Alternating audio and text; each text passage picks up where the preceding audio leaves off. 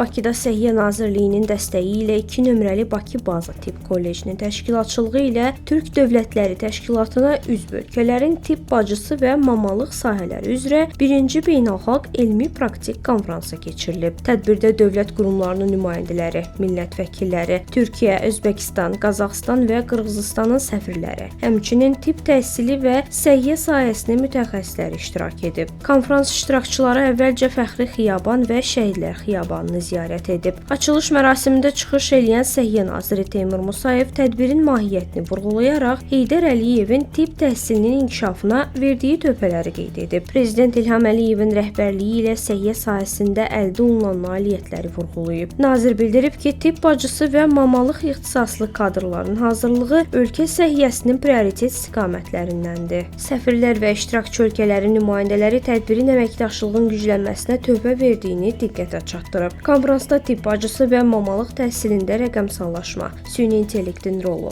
keyfiyyətin təminatı kimi mövzular müzakirə olunub. Sonda iştirakçılara sertifikatlar təqdim edilib.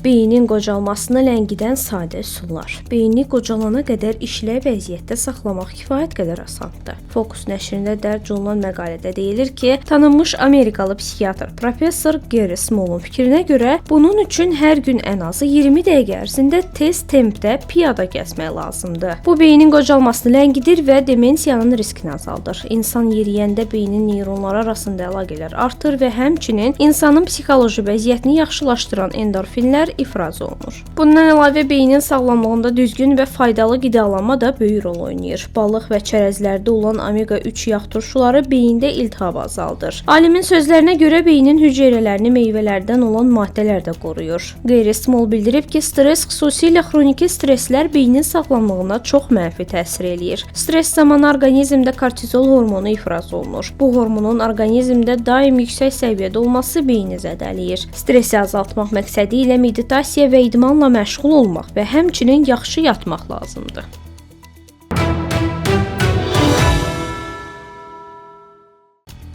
Qocalmanı sürətləndirən 5 məhsulu tanıyın. Alimlər orqanizmin qocalmasını ən çox sürətləndirən məhsulların siyahısını tərtib edib. Bu margarin, duz, şəkər, çörək və spirtli içkilərdir. Margarin, trans yağlar xroniki xəstəliklərin, xüsusilə ürək-damar sistemi xəstəliklərinin inkişafı riskini artırır. Həmçinin trans yağlar orqanizmdə su balansını pozaraq qırışların daha tez əmələ gəlməsinə səbəb olur. Duzun həddindən çox miqdarda istehlakı bir çox xroniki xəstəliklərin riskini artıraraq orqanizmin daha tez qocalmasına səbəb olur.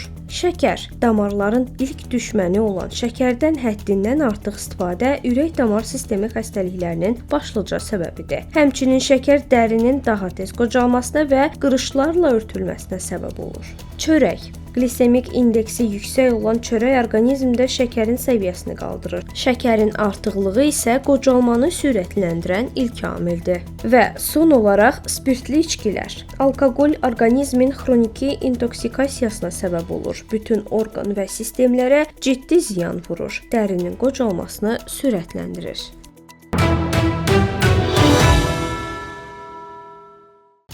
Bu psixi pozuntusu olanların sayı artır. PubMed-də dərc olunan geniş icmal yeni trendləri üzə çıxarır. Son illərdə diqqət çatışmazlığı və hiperaktivlik pozuntusu diaqnozu olan uşaqların sayı kəskin artıb. Tədqiqatçılar bildirirlər ki, artım təkcə pozuntunun daha geniş yayılması ilə bağlı deyil. Əsas səbəblərdən biri diaqnostika meyarlarının dəyişməsi və valideyn-müəllim məlumatlılığının yüksəlməsidir. Xatırladaq ki, diqqət çatışmazlığı və hiperaktivlik pozuntusu olan uşaqlarda diqqəti uzun müddət saxlaya bilməmək, tapşırıqları yarımçıq buraxmaq, başqasının sözünü tez-tez kəsmək, yerində sakit otura bilməmək, ani və düşünülməmiş qərarlar vermək, ətraf stimullara həddindən artıq tez reaksiya vermək, davamlı hərəkət ehtiyacı hiss etmək kimi simptomlara rast gəlinir. Mütəxəssislər qeyd edirlər ki, müasir həyat tərzi, ekran qarşısında uzun müddət qalmaq, intensiv tədris tələbləri və psixososial stres uşaqlarda diqqət problemlərini daha çox görünər edir. Bu isə real pozuntu ilə sadəcə diqqət fərqliliklərinin qarşılanması riskini artırır.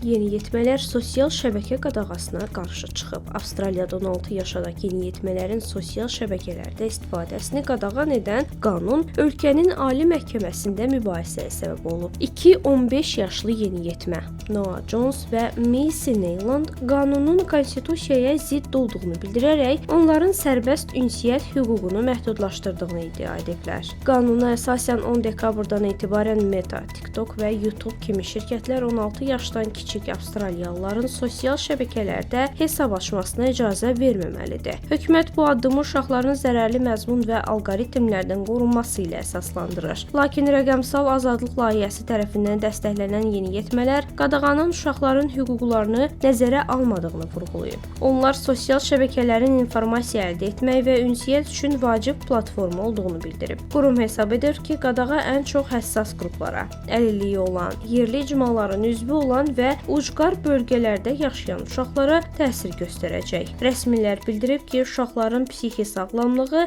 əsas prioritetdir. Buna görə də etirazlar nəzərə alınmayacaq.